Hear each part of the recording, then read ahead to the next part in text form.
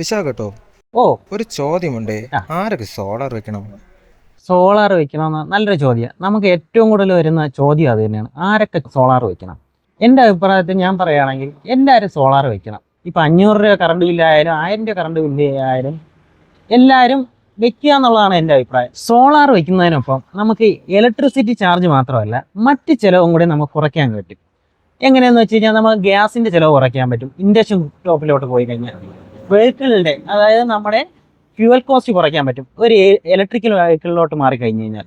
അങ്ങനെ നമുക്ക് മറ്റ് ചിലവുകളും കൂടെ ചേർത്ത് നമുക്ക് സോളാർ വെച്ച് കഴിഞ്ഞാൽ കവർ ചെയ്യാൻ പറ്റും. വിശാഖട്ടാ, ഈ സോളാർ വെക്കാൻ വലിയ ചിലവുള്ള കാര്യമല്ലേ? സോളാർ വെക്കുന്നത് അധികം വലിയ ചിലവൊന്നുമല്ല, നമുക്ക് ഈസി ആയിട്ട് തന്നെ വെക്കാൻ പറ്റുന്നതാണ്. ഇപ്പോൾ അതിന് വേണ്ടിയിട്ട് നമുക്ക് ലോണും കാര്യങ്ങളൊക്കെ സെൻട്രൽ ഗവൺമെൻറ്റിൻ്റെ സബ്സിഡി സ്കീമോട് കൂടി, അതായത് ഇൻട്രസ്റ്റ് റേറ്റ് കുറഞ്ഞ രീതിയിൽ തന്നെ നമുക്ക് ലോണും കാര്യങ്ങളും കിട്ടുന്നതാണ്. അതുകൊണ്ട് നമുക്ക് ഇത് ഒരു വലിയൊരു ചിലവായിട്ട് പറയാൻ പറ്റത്തില്ല. ഫ്യൂച്ചറിലേക്ക് നമുക്ക് നോക്കുമ്പോൾ നല്ലൊരു രീതിയിൽ തന്നെ നമുക്ക് സേവിങ്സ് ആക്കി മാറ്റാൻ പറ്റും. ഇപ്പം ലോണൊക്കെ എന്ന് പറഞ്ഞാൽ 2 ലക്ഷം രൂപയ്ക്ക് 5.75% ഇൻട്രസ്റ്റ് വരുന്നുള്ളൂ. അപ്പോൾ അങ്ങനെ നോക്കുമ്പോൾ നമുക്ക് ഈ പറഞ്ഞ കണക്ക് വലിയൊരു ബർഡൻ നമ്മൾ എടുക്കേണ്ട ആവശ്യം വരുന്നില്ല. ലോണുകളൊക്കെ നമുക്ക് മിനിമൽ പ്രോസസ്സിൽ തന്നെ നമുക്ക് പെട്ടെന്ന് സാങ്ഷനാക്കി എടുക്കാൻ പറ്റും. അപ്പോൾ ഇതിൻ്റെയൊക്കെ കൂടുതൽ ഡീറ്റെയിൽസിന് വേണ്ടിയിട്ട് നമ്മുടെ ഈ ചാനൽ തന്നെ ചെക്കൗട്ട് ചെയ്താൽ മതിയോ.